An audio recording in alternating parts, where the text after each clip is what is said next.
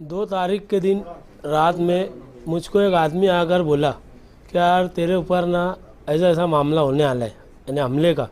तो मैं ना हमारे जो बड़े हैं हाजी यूसुफ इलियास साहब को मैं फ़ोन किया कि मैं सामाजिक खिदमत करता हूँ और मुझको ना ऐसा ऐसा मालूम पड़ा है कि कुछ लोग सियासी तौर से मेरे ऊपर हमला करने वाले। तो बोले यार ठीक है। इतनी बात कर कर मैं उनको कान पे बात डाला और उसके बाद ना जब मैं तारा बिल्डिंग चौक पे मेरे बच्चे को लेकर खड़ा था, 40-50 लोग मिल के आए और डायरेक्ट हमला करना चालू कर दिया, धक्का मुक्की करे। और उसके बाद मेरे सर में लगी, सर में 4 टाका लगाए और 307 की कलम लगी है। आरोपी अभी तक जमा नहीं हुआ है और ऐसा मालूम पड़ा है कि पुलिस उसके अंदर कमी करने वाली है। और जो आरोपी है वो मोहल्ले में चिल्ला कर बोलता है कि मैं डिपार्टमेंट को ख़रीद लिया है, मेरा भत्ता चलता है, मेरा 2 नंबर का यहाँ कारोबार है, इसको स्लाटर चलता है।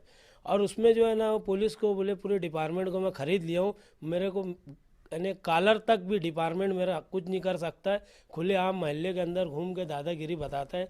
उसके ऊपर 8 गुना है, एक एशेम का भी गुना है। और हम लोग सामाजिक खिदमतगार लोग हैं, मदरसा मस्जिद का काम करने वाले हैं और हमने मुफ्ती इस्माइल कासमी साहब का काम किया था। उस बिना पर मेरे ऊपर हमला हुआ और वो हमला होने के बाद 12 दिन मैं दवा खाने में एडमिट था और अभी तक आरोपी जमा नहीं हुआ है और पुलिस उसमें जो है तो कुछ कमी करना चाहती है।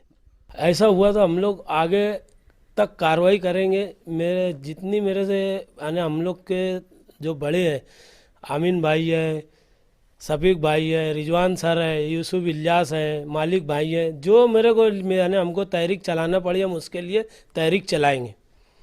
आप पर हमला होने की वजह क्या समझते हैं आप? मेरे ऊपर हमला होने की वजह है कि वहाँ पर हमने पूरी तरीके से मुफ्ती इस्माइल साहब का काम किया है और वहाँ पर जो है तो कांग्रेस पार्टी की कारपोरेटर है, पूरा गढ़ है और वहाँ पे 80% वोट मुफ्ती साहब को मिली, वही उनको सबसे ज़्यादा खल है।